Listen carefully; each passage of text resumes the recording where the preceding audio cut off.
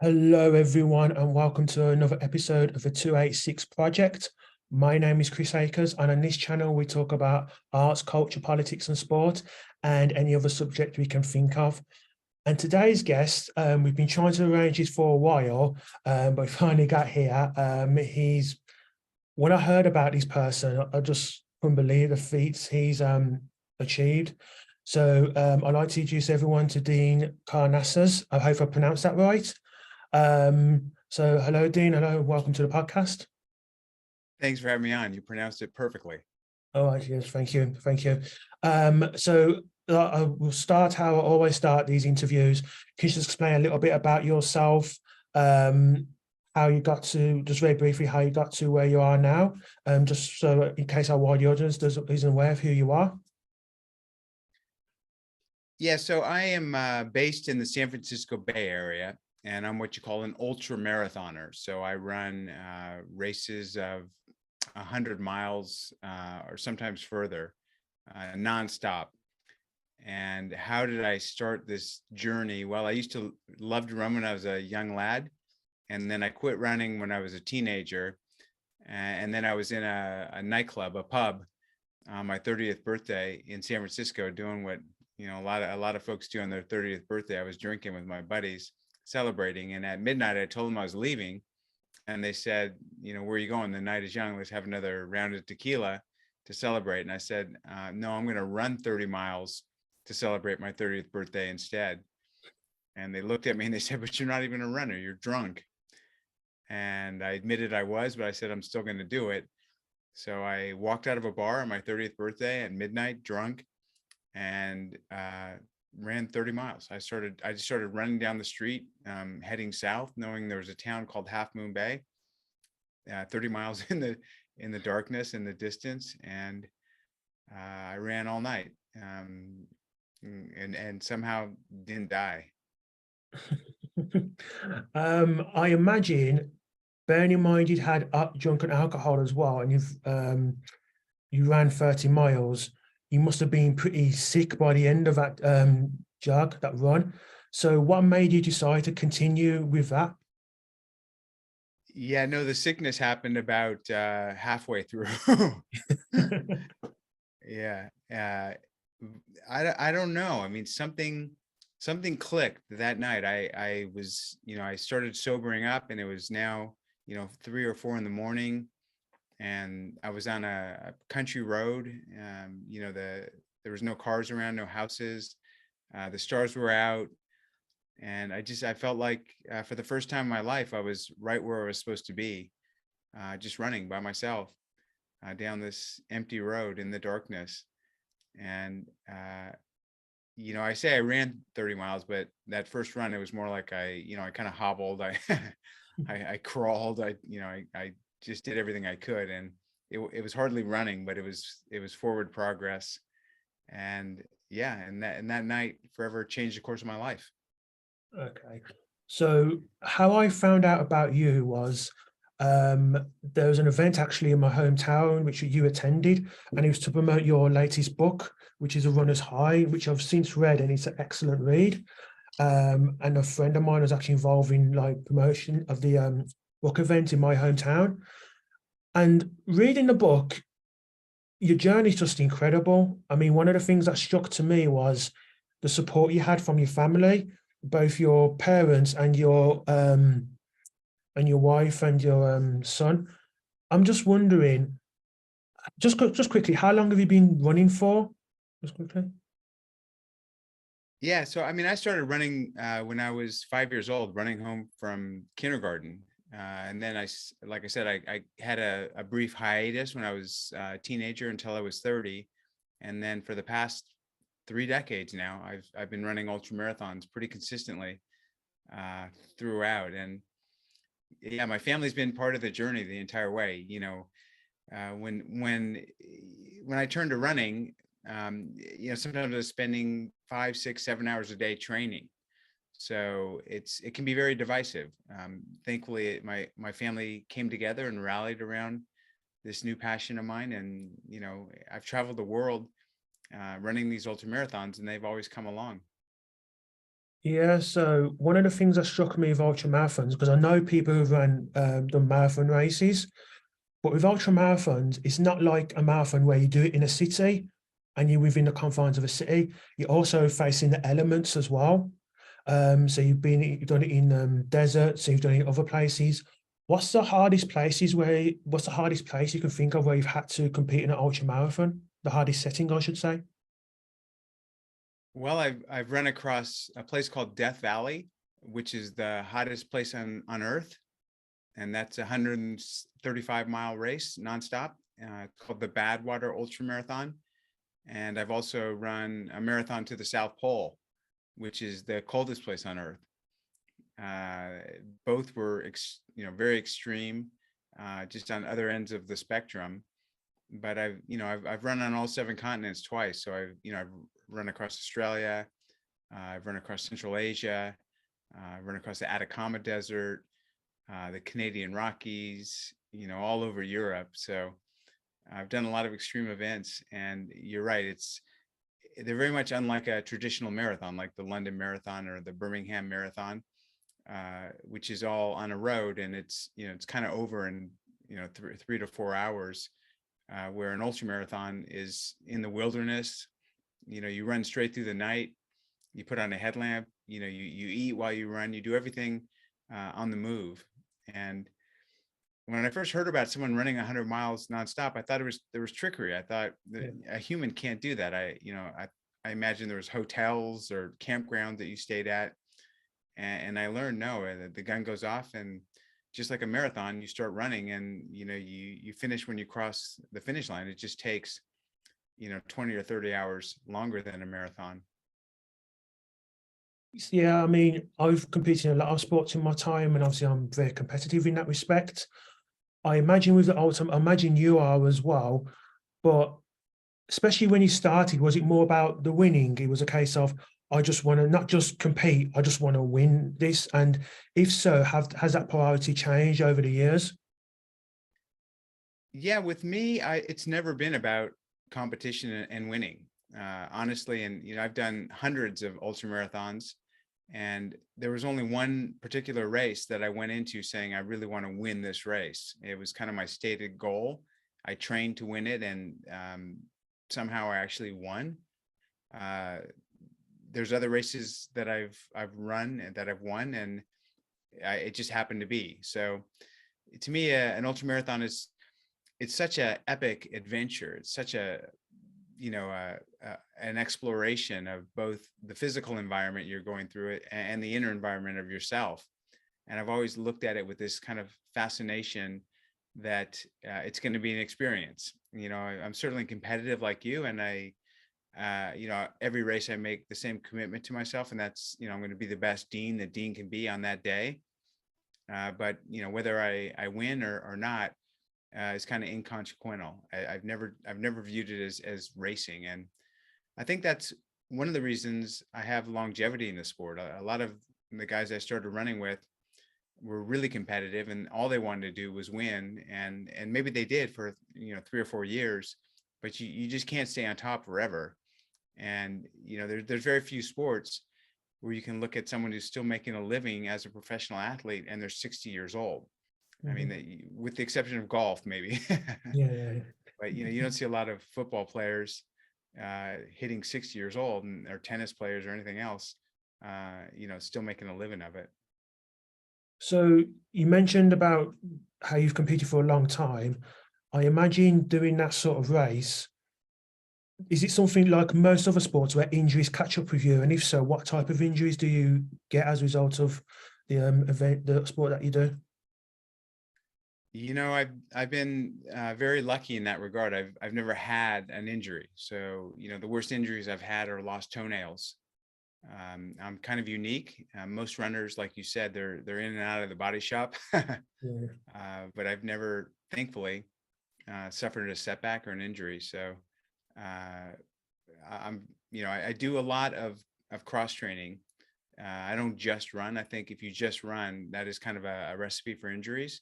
So Mhm. I do a lot of cross training to make sure that my entire body is ready for the rigors of running these really demanding races. So how many of you ultra marathons have you run? I don't know. I've got all my medals and trophies, and one day I'm going to total them all up. I know I've run pretty close to 300 just regular marathons, on the road, like the London Marathon. But the number of ultras, I really don't know. I'm a couple hundred. Yeah. Gosh. I mean, getting my age now, I can get out of breath just running for a bus. But you've just you've just managed to do all this, which is incredible. I was just wondering, because I've climbed mountains before in the UK, and I would like to climb mountains again. And I was just wondering, and the reason I bring that up is I'm just wondering, is it almost like climbing a mountain at ultra marathon in the sense of you've done marathons, now you're doing ultra marathons. Would you say get the same buzz again if you went back to doing marathons, like because it's like easier for you? I still have a real love of running. So, sometimes I'll do a 10K race or a half marathon. The marathon is always a formidable challenge. I never discount the marathon because it always hurts.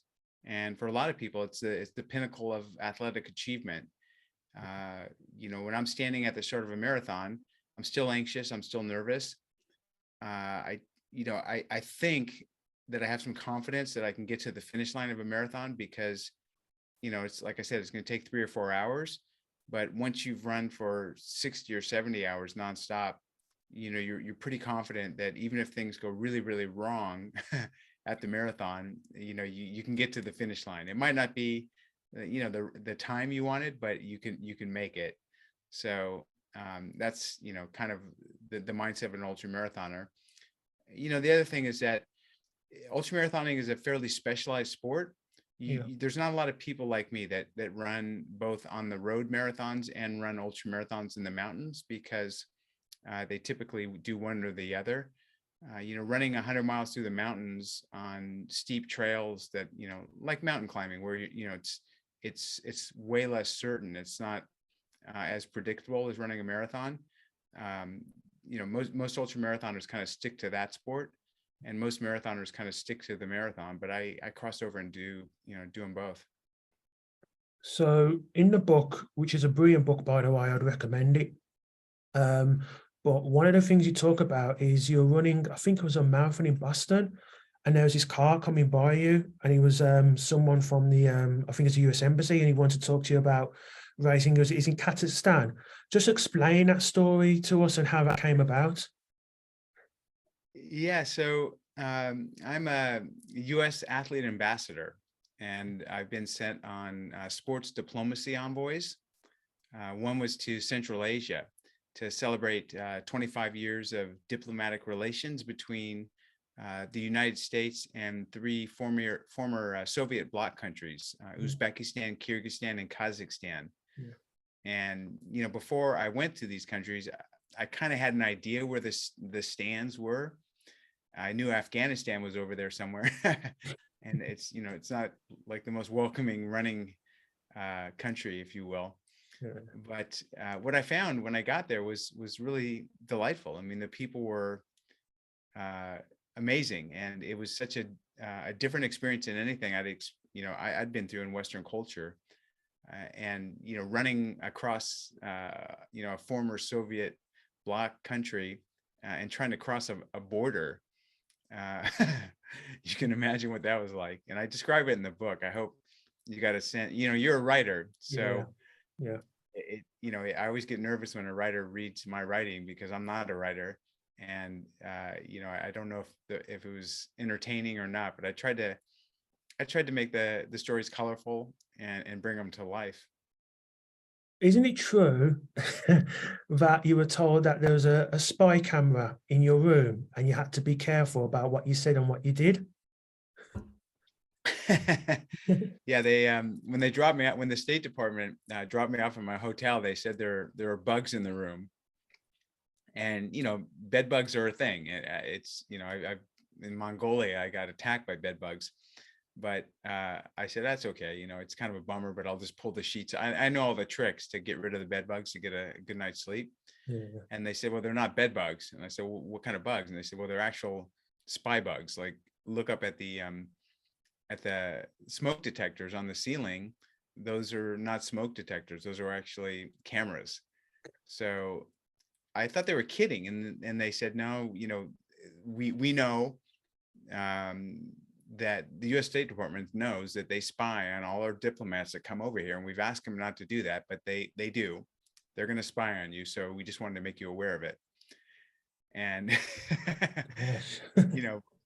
by the third day, I was just walking into my room and taking off all my clothes and just, walking around naked, just kind of making fun of it. I just thought it was so comical that they're spying on me. Like, I'm going to be some sort of threat to their government.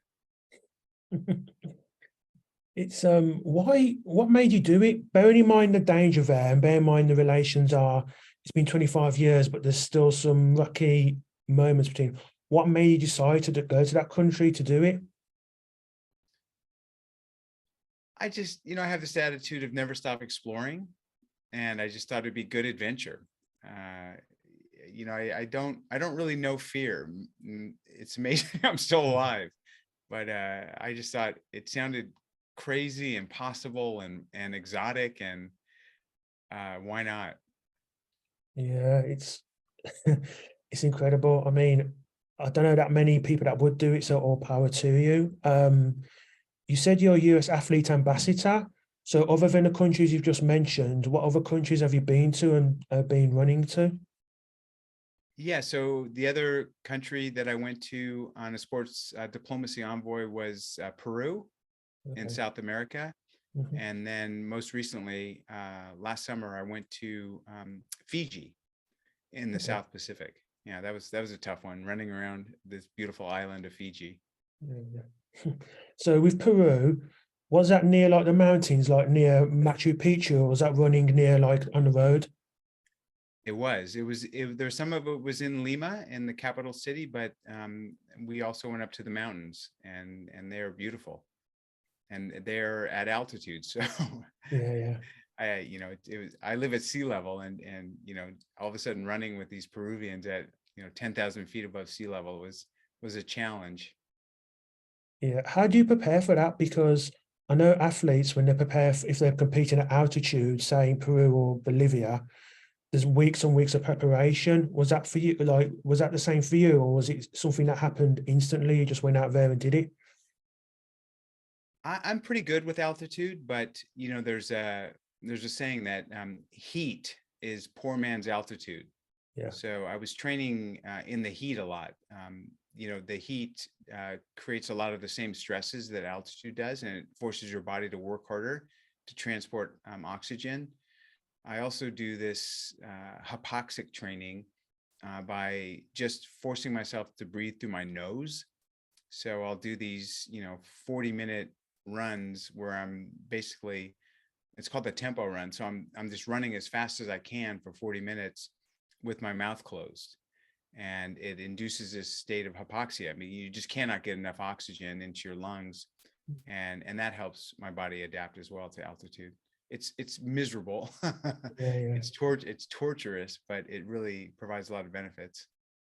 Okay, cool. And Fiji as well, because why? Yeah, Fiji. What was that like? Because I imagine it'd be very hot. Is it very humid in Fiji as well? Is that correct? Or It is. It's a tropical island in the South Pacific, and um, yeah, it was hot and humid, and not a lot of cover from the sun. So that was a different sort of endeavor. And I know all the tricks. I have all the right hydration packs, and the cooling arm sleeves and all those kind of things. So I've got my kit, and I'm pretty proficient at dealing with different elements. okay. And speaking of diplomatic trips, can you just explain, because it's very well described in the book, that you actually visited the White House and you met someone when there? Again, like with other stories, can you just go into detail in terms of how that came about and who you met there as well? Yeah, so one time I ran across America. I ran from Los Angeles to New York City, and the route that I was following, and the main running route from Los Angeles to New York passes right through our nation's capital, which is Washington D.C. Yeah. And as I was running into Washington D.C., I got a phone call from someone, and they said there was someone at the White House that wanted to meet me. And I thought it was a prank phone call. I thought it was a joke. And I said, "Oh, all right, sure. Who at the White House wants to meet me? I mean, I'm just some runner who's been out here for 65 days, haven't showered in weeks." And they said, "Well, her name is Michelle." And I said, "Okay, Michelle." I'm thinking it was like a security detail or like a sous chef in the kitchen. So I said, "Does Michelle have a last name?" And this voice on the other end said, her last name is Obama, Michelle Obama. And the voice said, we know you've been running for a long time, Dean. Do you know who Michelle Obama is? I said, of course, I know who the first lady is, because this was back when Barack Obama was the president. So literally, as I'm running down the street in front of the White House, I mean, imagine running down the street in front of Buckingham Palace, and all of a sudden the guards, open the gate and wave you in. That's what happened. And they pointed me toward the White House, and I ran right down the hallway. I mean, I really ran into the White House, ran down the hallway, and there was Michelle Obama's press secretary who had called me, and she said she's out there waiting for you. And so I hung a left and went out to the south lawn of the White House, and there was Michelle Obama. That must have been very surreal. The fact that, was it even when you met her, did you think, oh, hi, Michelle and whatnot? Or was it just the whole surrealness of it? Did that remain while you were there? It was like I was in a dream. It really was. I'm running down this red carpet, in the White House, and there's, I'm passing by these presidential busts. There's a picture of George Washington, and the Declaration of Independence, all that stuff. It's the White House, and when I saw her, it was, you only see typically people like that on television, right? And the first, this is so funny, because the first thought that popped in my mind is, she's so tall. She's really tall, Michelle Obama.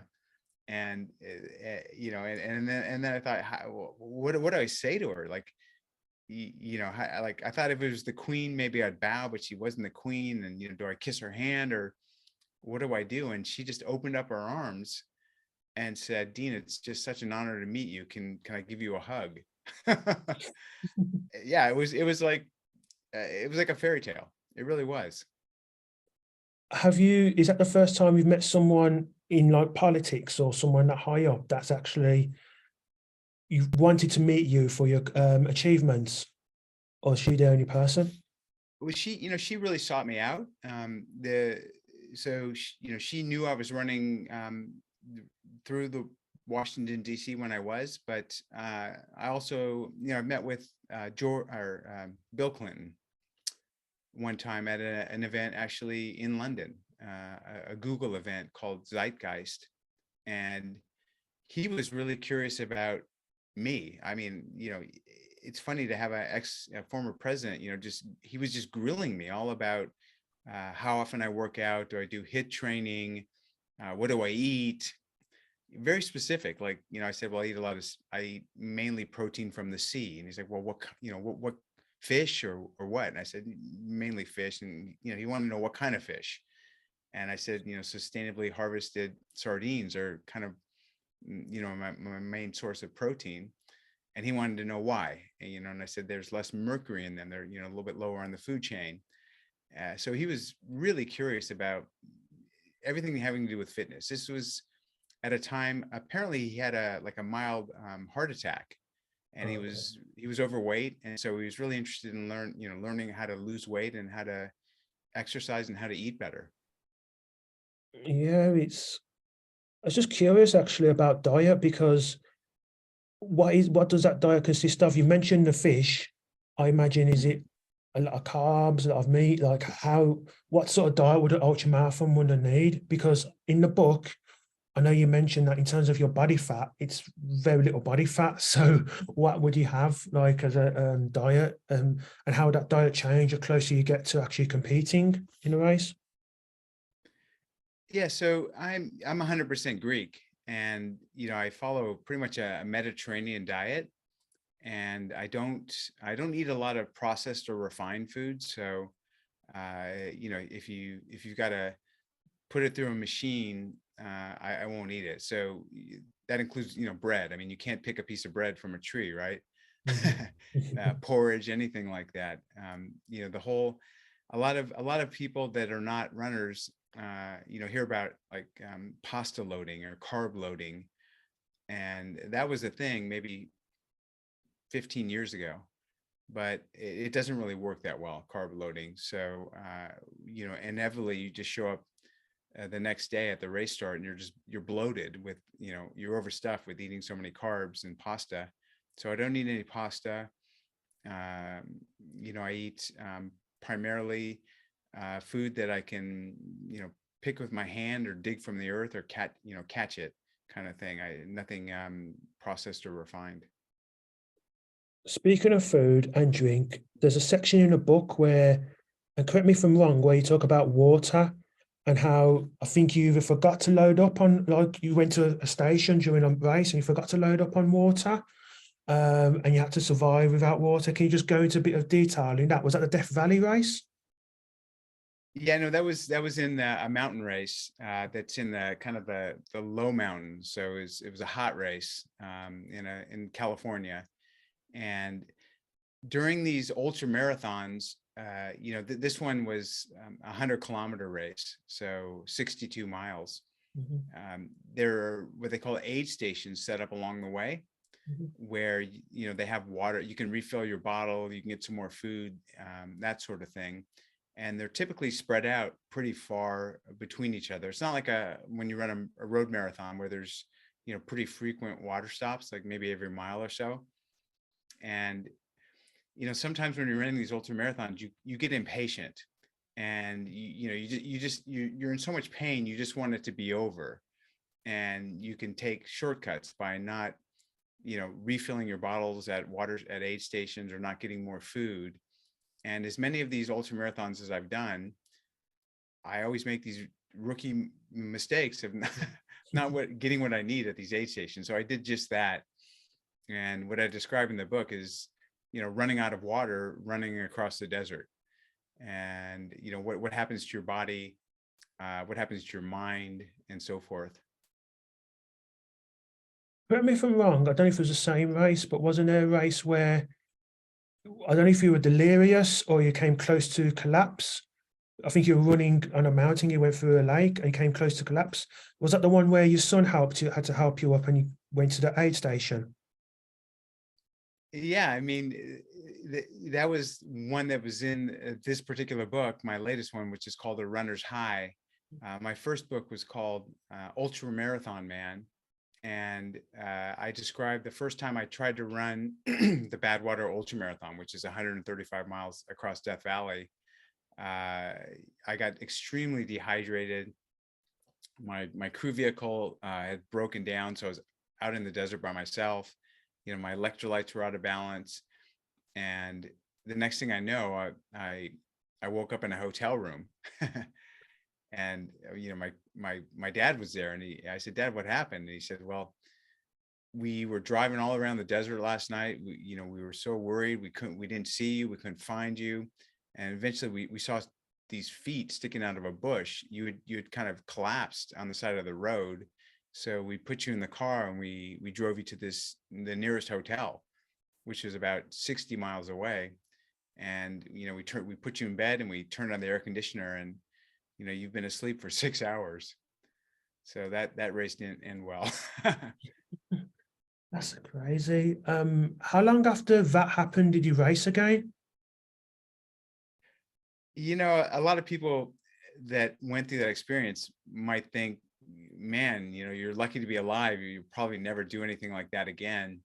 And, all I could think about is I didn't finish. I have unfinished business. I got to go back next year. So I really set my sights on going back to this Badwater Ultra Marathon and finishing the race. It's similar to, say, a mountain climber that gets so close to the summit, but they don't get to the summit. And I think that a lot of mountain climbers have the same mindset. They just want to plan the next expedition to finish it off. And that's kind of where my mind went. I spent a whole year preparing to finish that race, the Badwater Ultra Marathon, and then I finished, and I've since finished it 10 different times. Oh, okay, cool. How has ultra marathon running developed over the time you've been doing it? In what particular ways? Well, it's grown tremendously. The sport of running overall has really grown in popularity. Mm-hmm. Ultra marathoning being the same thing. It's gotten more competitive. When I was first learning about ultra marathoning, I didn't know what a training block was. I didn't have a coach. I didn't have a nutritionalist. I was spending as much time surfing as I was running.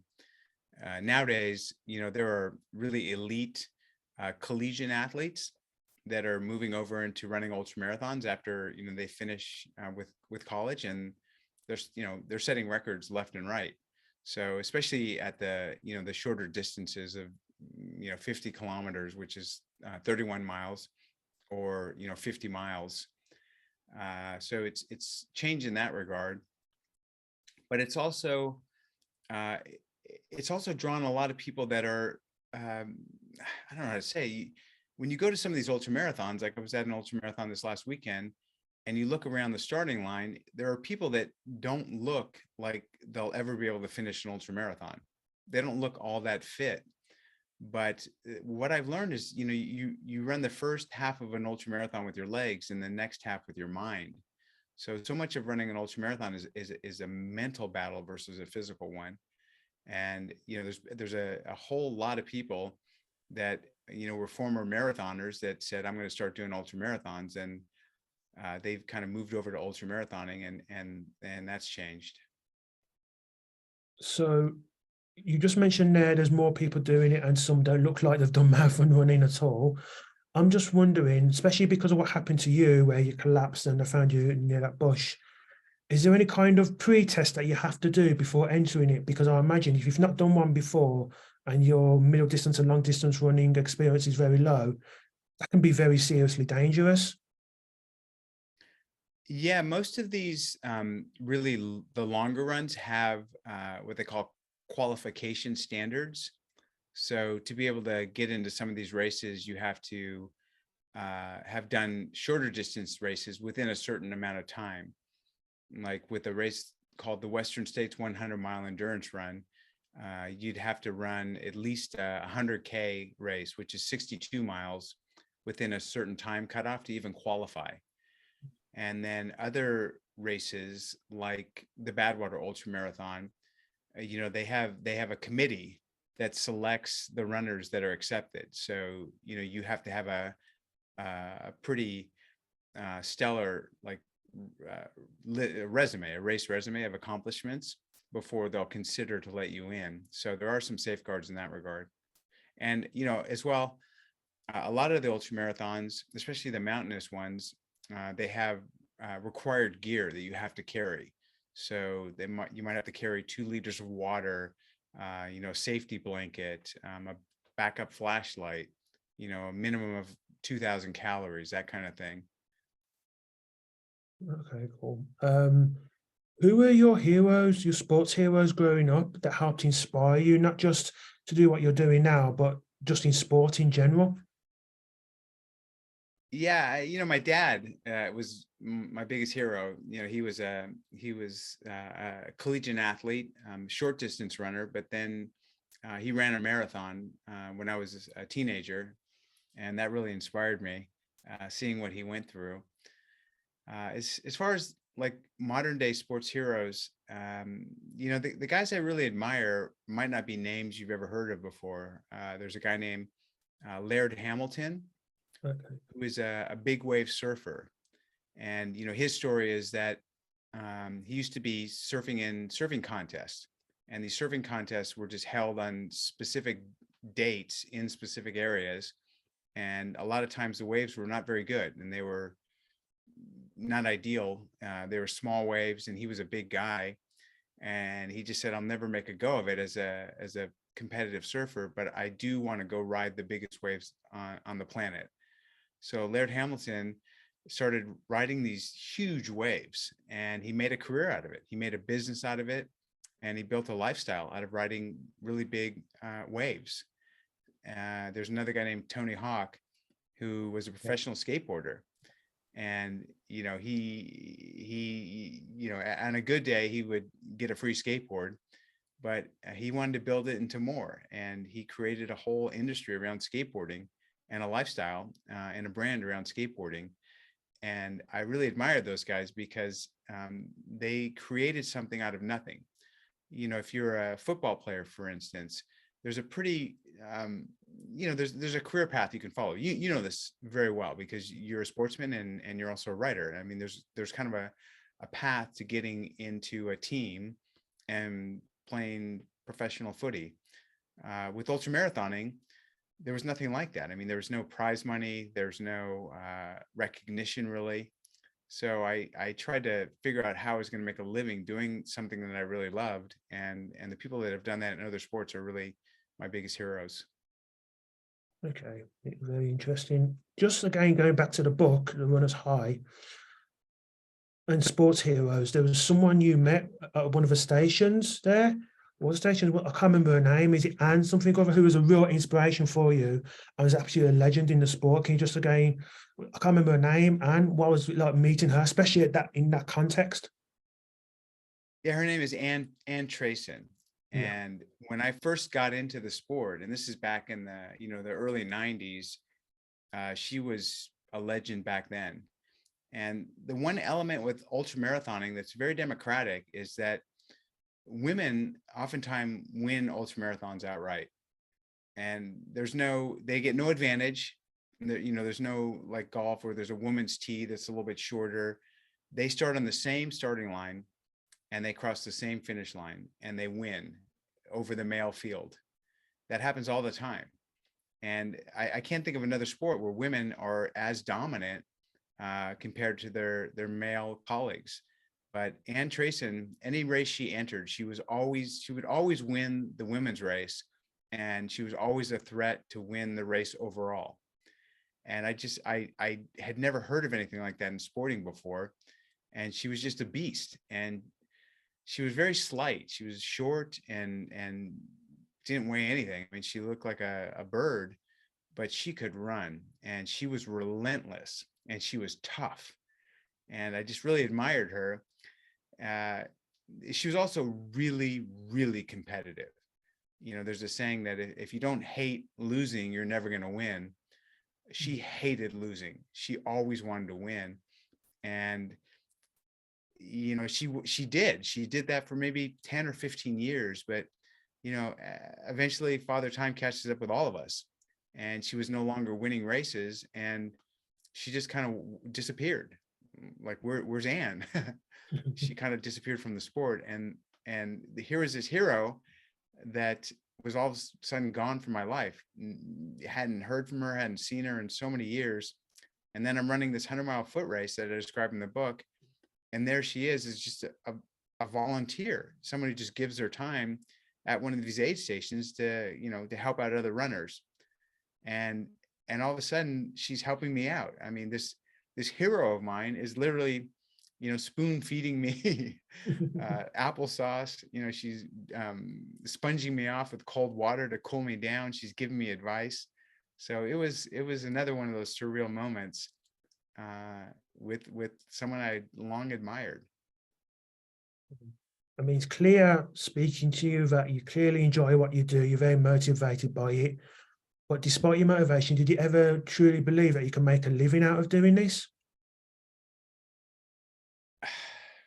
I don't know if I thought about it. I think I just executed.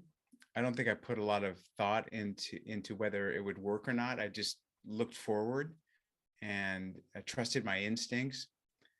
And it's taught me a lot about myself as well. I mean, I'm Greek, and the Oracle of Delphi said, know thyself.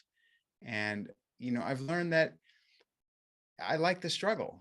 There's something in me that just loves the struggle. And it's, an ultra marathon is about struggle, right? It's about overcoming pain and overcoming your own self-doubt. And, here I am, like I said, 60 years old. I've never had a real job. I mean, and still, it's not getting easier. I'm still, scrapping for sponsors, still trying to do promotional things, and still trying to stay relevant in the sport at 60 years old. And some days my head hits the pillow. I'm like, God, this is exhausting. Like you're getting nowhere, and you're trying so hard. But I really thrive on it. I don't want to be secure. I don't want to be comfortable. That's what I've learned. So I imagine you couldn't be someone who's like a 9 to 5 working in the office all day. It just, not even just an office, but that sort of sedentary lifestyle, even if it's just for a couple of hours, just wouldn't appeal to you at all. I can't even run the same route 2 days in a row. Like I never run the same. Yeah, no, I mean, routine to me is it just sucks the life out of me. That's incredible. Is there anywhere where you haven't run an ultra marathon that you would like to? Where's your fantasy place that you would like to run an ultra marathon?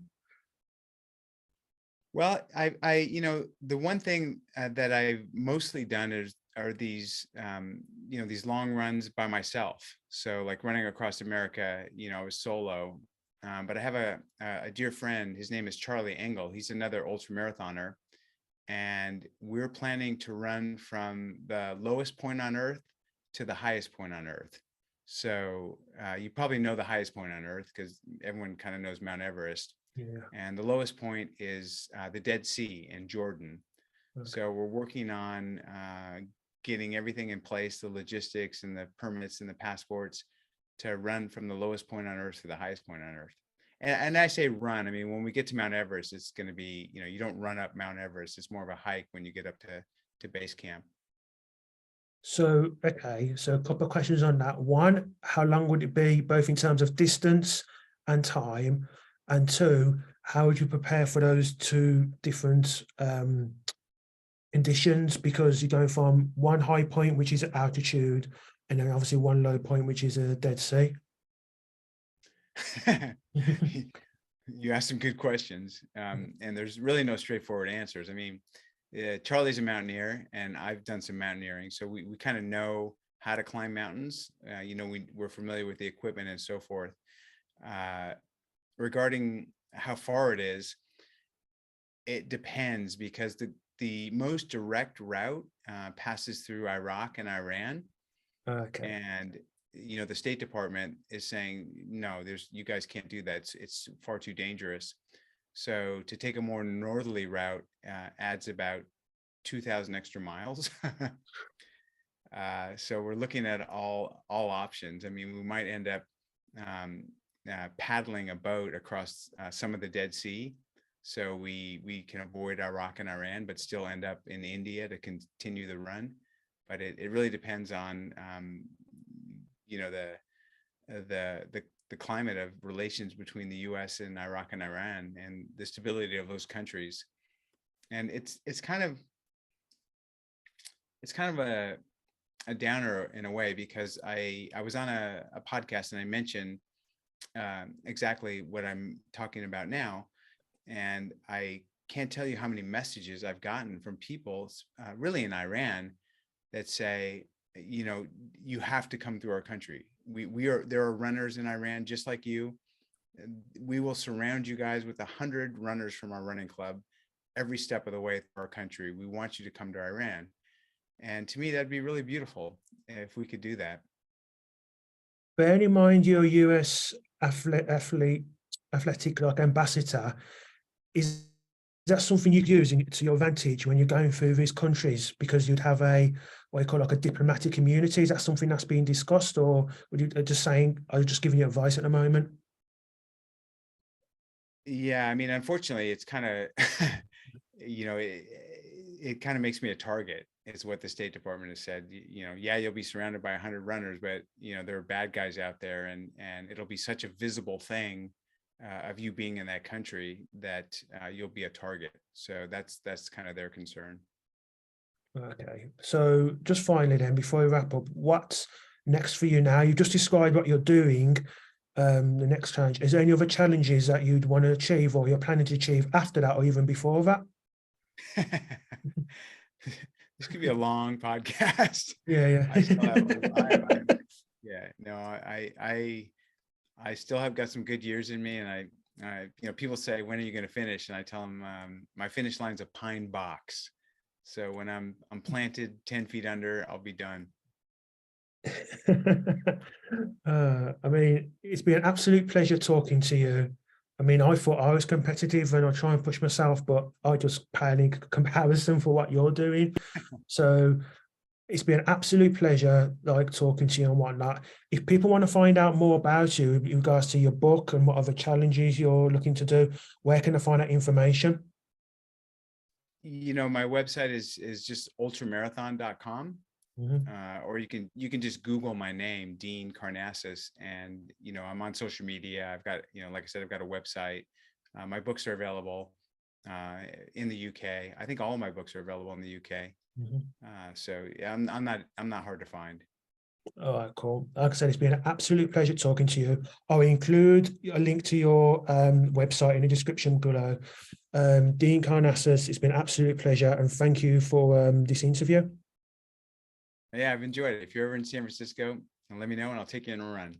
Oh, thank you. Thank you very much. You're welcome. You take care. Goodbye, sir.